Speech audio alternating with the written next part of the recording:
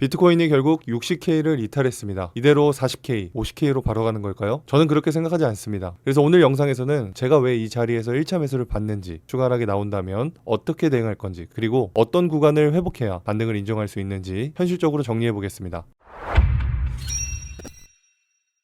네, 안녕하세요. 차플입니다. 6월 시작과 동시에 비트가 20% 이상 수직 하락을 하면서 이제는 60K까지 위협을 하다 보니까 이대로 40K까지 내려가겠구나, 50K까지 가는 건가 두려우신 분들이 정말 많으실 거라고 생각합니다. 하지만 저는 현재 그 가능성이 굉장히 낮다고 보고 있어요. 지금은 오히려 이 부분에 대해서 두려워할 게 아니라 앞으로 한 달이라는 시간 동안 우리가 집중을 해야 된다고 생각하는데요. 먼저 비트코인은 지난 한 주 동안만 약 20% 가까이 하락하면서 4개월 가까이 방어했던 65K 가 무너졌습니다. 지난 관점 영상에서 6월의 스탠스를 설명드렸었는데요. 당시 관점은 5월 캔들의 부정적인 마감으로 인해 6월은 상승에 대한 기대감보다 하락에 대한 경계가 우선시되는 한 달이라고 말씀드렸습니다. 특히 월초의 움직임이 70K를 먼저 이탈하게 된다면 리스크를 관리하고 약세 하락에 주의를 드렸었는데요. 이번 주봉 캔들 종가를 보면 종가 기준 65K 아래에서 마감한 흐름은 최근까지 이어졌었던 심리적인 분기점이 같이 무너진 시점이기도 합니다. 그럼에도 불구하고 저는 60K 아래에서 현물 매수를 1차적으로 진입했습니다. 작년 9월 비트코인의 중장기 하락 관점을 지속적으로 공유드려왔고, 작년 말과 올해 초 비트코인이 두 달이라는 시간 동안 외바닥 반등이 나왔을 때도 이 시점은 매수 시점이 아니라 추가 하락에 주의를 드렸었죠. 특히 60K 외바닥을 찍었을 때도, 비트가 다시 80K를 돌파했을 때도 저는 현물을 매수하지 않았습니다. 이유는 지속적으로 관점을 공유드렸다시피 이 외바닥을 기점으로 바닥 확인 없이 비트코인이 추세 전환을 만든 사례는 없습니다. 그래서 저는 이 상승 흐름에도 여전히 60K 저점이 낮아져야 한다고 관점을 유지해 왔으며, 최소한 바닥 거래량이 한 번 더 발생할 때, 혹은 60K 저점이 낮아질 때 거래량이 직전 거래량보다 작아져야 본격적인 바닥 패턴을 그릴 수 있다고 말씀드렸습니다. 그래서 제가 8개월 동안 참고 참았던 매수 버튼을 현재 제가 생각하는 조건들에 들어왔기 때문에 1차적인 매수에 들어갔습니다. 물론 지금부터 당장 추세가 전환된다고 보고 있지는 않습니다. 다만 지금 시점부터 천천히 시간텀을 충분히 두고 물량을 쌓아가는 과정은 전혀 나쁘지 않다고 생각합니다. 물론 어디까지나 제 개인적인 견해지만 제가 왜 이렇게 생각을 하는지에 대해 설명드리겠습니다. 먼저 테더 도미넌스를 보겠습니다. 지난 하락 흐름으로 인해 테더 도미넌스는 직전 고점을 한 차례 높였습니다. 아직까지 큰 틀에서는 테더 도미넌스의 중장기 상승 추세가 유지되고 있는 흐름이지만, 이 가파른 상승 추세 안에서 그동안 한 번도 뚜렷하게 나타나지 않았던 고점 패턴이 어느 정도는 형성되고 있다고 보고 있습니다. 특히 주봉 기준으로 나타나고 있는 하락 다이버전스 가능성은 결코 흔하게 나오는 패턴은 아닙니다. 지금부터 추가적인 상승이 있더라도 테더 도미넌스의 하락 다이버전스 범위 내에서의 움직임은 충분히 현물 매수 가치를 높여주는 근거가 될 수 있다고 생각합니다. 두 번째로는 DVOL입니다. DVOL은 쉽게 말하면 비트코인 옵션 가격을 기반으로 시장이 앞으로 변동성을 얼마나 크게 예상하고 있는지를 보여주는 지표입니다. 재밌는 건 역사적으로 변곡이 됐던 구간들을 보면 변동성 수치는 60 정도 수준으로 올라갔을 때입니다. 최근 비트코인이 다이렉트 하락을 하면서 DVOL 수치가 올라가고 있는데요. 내재 변동성이 쌓인다는 건 단기 하락이 조금 더 이어지더라도 시장에서 큰 변곡점이 잡힐 가능성이 높아진다는 거죠. 왜냐하면 암호화폐 시장은 늘 이런 변동성이 크게 발생한 뒤 물줄기가 꺾이곤 했습니다. 그리고 일봉 RSI를 보면 최근 비트코인이 60K를 이탈하는 과정에서 일봉 RSI는 역사적으로도 상당히 낮은 수준까지 내려왔습니다. 과거 흐름을 되짚어 보면 일본 기준 RSI가 깊은 침체권에 들어왔던 구간은 대부분 시장이